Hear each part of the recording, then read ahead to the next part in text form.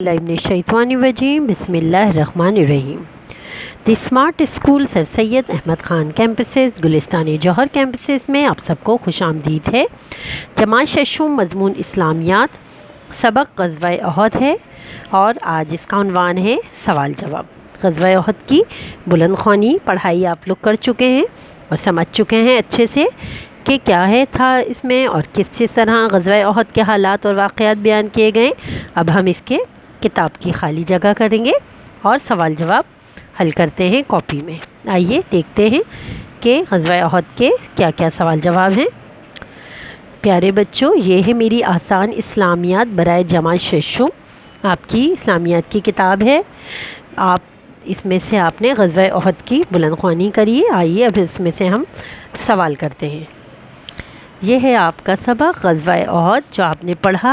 اس میں آپ نے جنگ کی تیاریاں دیکھیں کہ کس طرح جنگ کی تیاریاں ہوئیں اور کس طرح کفار نے جنگ کی 1 سال سے تیاریاں کر رہے تھے اور 50,000 دینار کی مالیت کا جو سامان آیا تو وہ تمام جنگ کی تیاریوں میں لگا دیا مشرکین نے، اور کس طرح رسول اکرم صلی اللہ علیہ وآلہ وسلم نے بھی جنگ کی تیاری میں حصہ لیا اور سب کو سمجھایا۔ اس کے واقعات جو غزوہ احد کے تھے وہ بھی آپ نے اس میں پڑھے اور آپ نے سمجھے ہوں گے۔ صفحہ نمبر 40 پر اس کی خالی جگہ ہے جو ہم کریں گے اب بھی۔ دیکھیں، کفار مکہ کے لشکر کا سپہ سالار ڈیش تھا، یا پہلے خالی جگہ میں آپ کو جو ہے بتا چکی ہوں اس سے پہلے والی ویڈیو میں، لیکن پھر بھی ایک دفعہ میں آپ کو بتا رہی ہوں کہ آپ کر لیں اپنے الف اور بے۔ غزوہ احد کے حوالے سے مندرجہ ذیل خالی جگہ مکمل کیجیے، وہ بھی آپ کو پہلے آپ نے کیا ہے۔ اس میں غزوہ احد کی بلند خوانی میں نے آپ کو بتایا تھا، اور یہ خالی جگہ بھی، لیکن ایک دفعہ دوبارہ سے۔ کفار مکہ کے لشکر کا سپہ سالار ابو سفیان تھا۔ رسول اکرم صلی اللہ علیہ وسلم کو مدینہ منورہ پر کفار کے حملے کی اطلاع حضرت عباس بن ابی مطلب رضی اللہ تعالیٰ عنہ نے بھیجی۔ ٹھیک ہے۔ غزوہ احد کا آغاز 7 شوال 3 ہجری کو ہوا، جو غزوہ احد کا آغاز ہوا۔ اور نمبر 4 ہے، سب سے پہلے لشکر کفار کے علمبردار طلحہ نے مسلمانوں کو للکارا۔ ٹھیک ہے، سب سے پہلے لشکر کفار کے علمبردار طلحہ نے مسلمانوں کو للکارا۔ اس کے بعد ہے دشمن کی گھوڑ سوار دستے کی کمان خالد بن ولید کے ہاتھ میں تھی، جو اس وقت تک مسلمان نہیں ہوئے تھے، اس کے بعد وہ مسلمان ہوئے ہیں۔ ٹھیک ہے، یہ آپ نے سبق کی بلند خوانی بھی پہلے کر چکے ہیں، یہ خالی جگہ بھی پہلے کر چکے ہیں، اور جو سوال نمبر بے ہے غزوہ احد کے حوالے سے مندرجہ ذیل خالی جگہ مکمل کیجیے، یہ بھی آپ نے کتاب میں ہی مکمل کرنا ہے خالی جگہ۔ اور بے سوال جو ہے اس کا غزوہ احد کے حوالے سے جو خالی جگہ وہ آپ نے کتاب میں ہی کرنا ہے۔ یہ سوال جواب ہیں جو آپ کو اپنی کاپی میں مکمل کرنا ہے۔ غزوہ احد کب واقع ہوا؟ غزوہ احد میں تیر اندازوں کا دستہ کہاں اور کیوں مقرر کیا گیا؟ عبداللہ بن ابی کون تھا؟ اس نے مسلمانوں کے ساتھ کیا غداری کی؟ غزوہ احد کے واقعات تحریر کیجیے۔ غزوہ احد کے نتائج کیا تھے؟ آئیے اس کو کاپی میں حل کرتے ہیں سوالات کو۔ پیارے بچوں، پہلے آپ نے غزوہ احد کا ٹائٹل صفحہ بنانا ہے، اس کے بعد آپ کریں گے سرگرمی سوال جواب۔ ٹائٹل صفحہ بنانا بہت ضروری ہے بیٹا، تاکہ آپ کو پتہ چلے کہ آپ نے کون سا کام کر چکے ہیں، کون سا سبق کہاں سے شروع ہو رہا ہے۔ تو آپ کا پہلے ٹائٹل صفحہ بنے گا۔ سوال نمبر ہے کہ غزوہ احد کب واقع ہوا؟ اس کا جواب ہے 7 شوال 3 ہجری کو غزوہ احد پیش آیا۔ 7 شوال 3 ہجری کو غزوہ احد پیش آیا۔ سوال نمبر 2، غزوہ احد میں تیر اندازوں کا دستہ کہاں اور کیوں مقرر کیا گیا؟ غزوہ احد میں لشکرگاہ کی پشت پر ایک پہاڑی درہ تھا جہاں سے دشمن کے حملے کا خطرہ تھا۔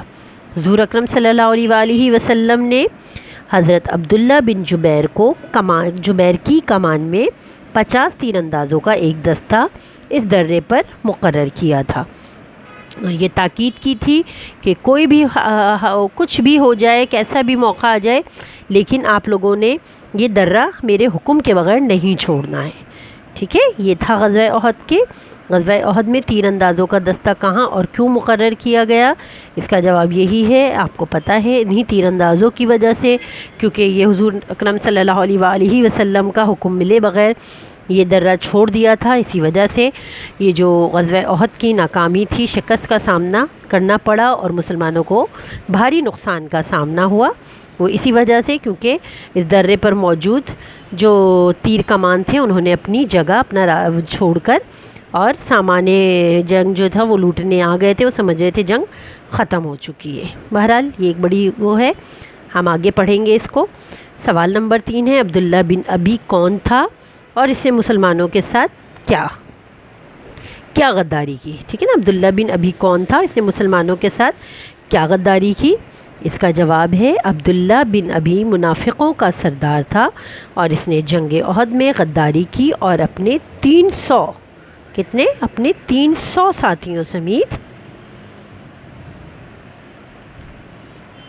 300 ساتھیوں کو لے کر مدینے واپس چلا آیا۔ ٹھیک ہے، یہ کیا تھا کہ وہ ایک غدار تھا اور اپنے 300 ساتھیوں کو لے کر مدینے واپس چلا گیا، جس کی وجہ سے مسلمانوں کی تعداد اور کم رہ گئی۔ سوال نمبر 4 ہے، غزوہ احد کے نتائج کیا تھے؟ تو اس کا جواب ہے، پہلے آپ ہیڈنگ ڈالیں گے، غزوہ احد کے نتائج: مسلمانوں کے لیے اطاعت امیر بہت ضروری ہے، درے پر معمور تیر اندازوں کی غفلت اور کوتاہی کی وجہ سے رسول اکرم صلی اللہ علیہ وآلہ وسلم کی حکم عدولی کرنے کی وجہ سے مسلمانوں کو بھاری جانی نقصان اٹھانا پڑا اور ان کی جیتی ہوئی جنگ شکست میں تبدیل ہو گئی۔ ٹھیک ہے، کیا نتائج تھے؟ نتیجہ یہی نکلا تھا کہ مسلمان اپنی جیتی ہوئی جنگ ہار گئے تھے اور مسلمانوں کو بھاری نقصان اٹھانا پڑا تھا۔ کیوں؟ مسلمانوں کے لیے اطاعت امیر بہت ضروری ہے، درے پر معمور تیر اندازوں کی غفلت اور کوتاہی کی وجہ سے رسول اکرم صلی اللہ علیہ وآلہ وسلم کی حکم عدولی کرنے کی وجہ سے مسلمانوں کو بھاری جانی نقصان اٹھانا پڑا اور ان کی جیتی ہوئی جنگ شکست میں تبدیل ہو گئی، یہ نتائج تھے۔ سوال نمبر 5، غزوہ احد کے واقعات تحریر کیجئے۔ یہ ہے 7 شوال 3 ہجری کو جنگ کا آغاز ہوا، مجاہدین کے پہ در پہ حملوں سے کفار کے حوصلے پست ہو گئے، یعنی کہ شروع میں مسلمانوں نے پہ در پہ حملے کرے تو کفار کے حوصلے پست ہو گئے اور وہ میدان چھوڑ کر بھاگ نکلے۔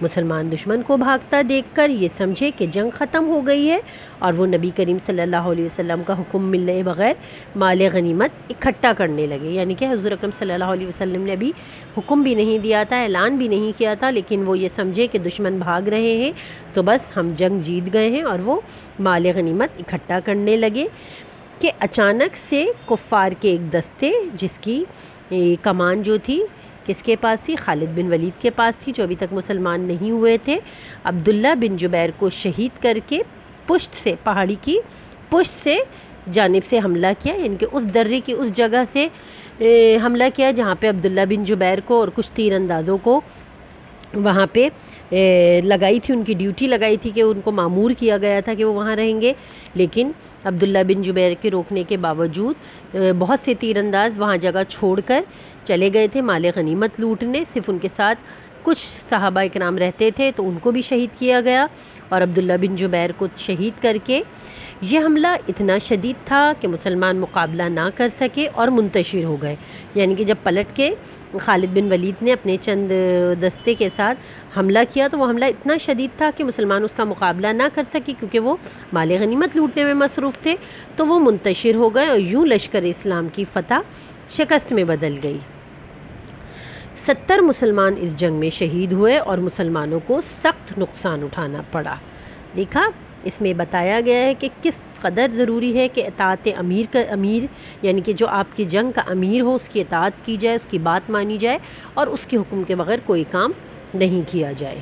یہ تھے وہ حالات اور واقعات جو بتایا گیا ہے آپ کو اس سبق میں کہ کس طرح کرے تھے۔ ایک دفعہ میں آپ کو دوبارہ سے اس کا جلدی سے بتا دیتی ہوں کہ کیا کیا ہوا تھا اور کس طرح غزوہ احد میں کب واقع ہوا۔ 7 شوال 3 ہجری کو غزوہ احد پیش آیا، غزوہ احد میں تیر اندازوں کا دستہ کہاں اور کیوں مقرر کیا گیا؟ غزوہ احد میں لشکرگاہ کی پشت پر ایک پہاڑی درہ تھا جہاں سے دشمن کے حملے کا خطرہ تھا۔ حضور اکرم صلی اللہ علیہ وآلہ وسلم نے حضرت عبداللہ بن جبیر کی کمان میں 50 تیر اندازوں کا ایک دستہ اس درے پر مقرر فرمایا تھا۔ عبداللہ بن ابی کون تھا؟ اس نے مسلمانوں کے ساتھ کیا غداری کی؟ عبداللہ بن ابی منافقوں کا سردار تھا اور جنگ احد میں غداری کی اور اپنے 300 ساتھیوں کو لے کر مدینہ واپس چلا گیا۔ غزوہ احد کے نتائج کیا تھے؟ غزوہ احد کے نتائج: مسلمانوں کے لیے اطاعت امیر بہت ضروری ہے۔ درے میں معمور تیر اندازوں کی غفلت اور کوتاہی کی وجہ سے اور رسول اکرم صلی اللہ علیہ وسلم کی حکم عدولی کی وجہ سے مسلمانوں کو بھاری جانی نقصان اٹھانا پڑا اور ان کی جیتی ہوئی جنگ شکست میں تبدیل ہو گئی۔ غزوہ احد کے واقعات تحریر کیجیے۔ یہ واقعات میں نے ابھی آپ کو بتائے ہیں جو درج ذیل ہیں، جو میں نے آپ کو 2 بار پڑھ کے بتائے ہیں۔ امید ہے کہ آپ سمجھ گئے ہوں گے اور یہ تمام واقعات اور حالات جو میں نے آپ کو بتائے سوالوں کے صورت میں وہ آپ کو اچھی طرح سے سمجھ آ گئے ہوں گے۔ اب اپنی مس کو اجازت دیجیے۔ اللہ حافظ۔